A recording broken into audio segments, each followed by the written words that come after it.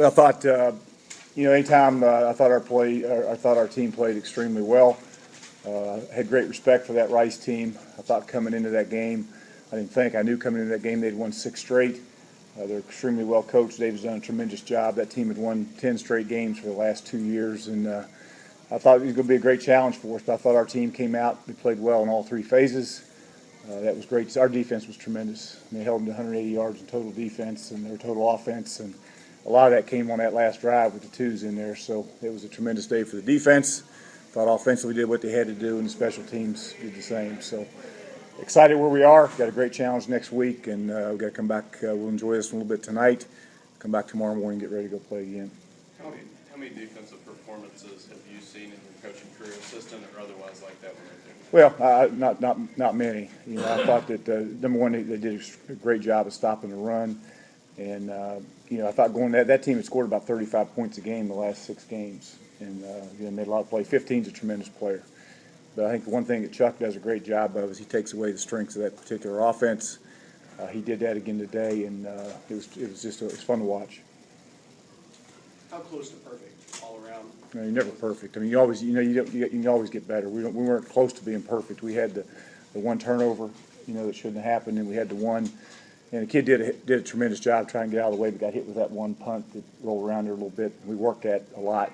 So that being a couple turnovers there kept it from being pretty clean. But overall, I thought, our kids, whenever you put that 75 on the side of your helmet, and that means a lot to our players.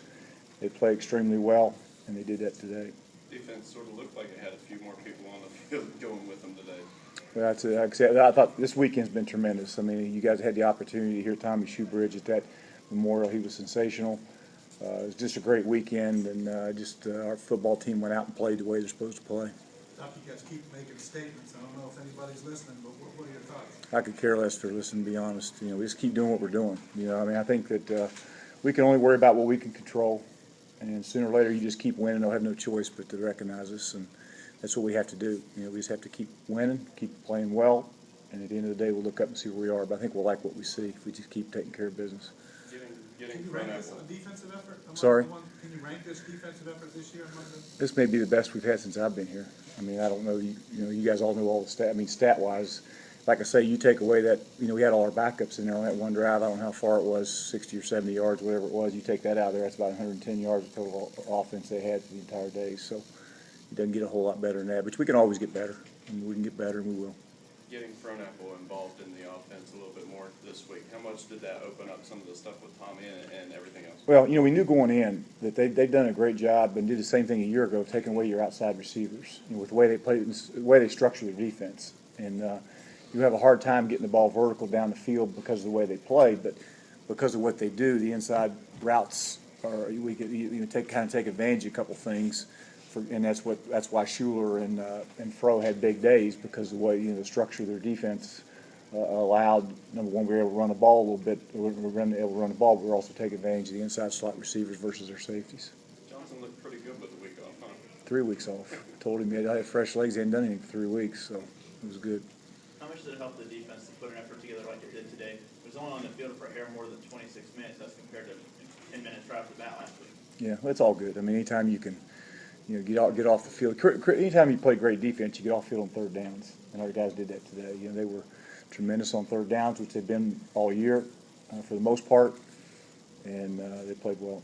I know you guys aren't big on stats and stuff. I mean, what Rakeem's been able to do this season, and now today, I mean, now he's the all-time leader in touchdown passes.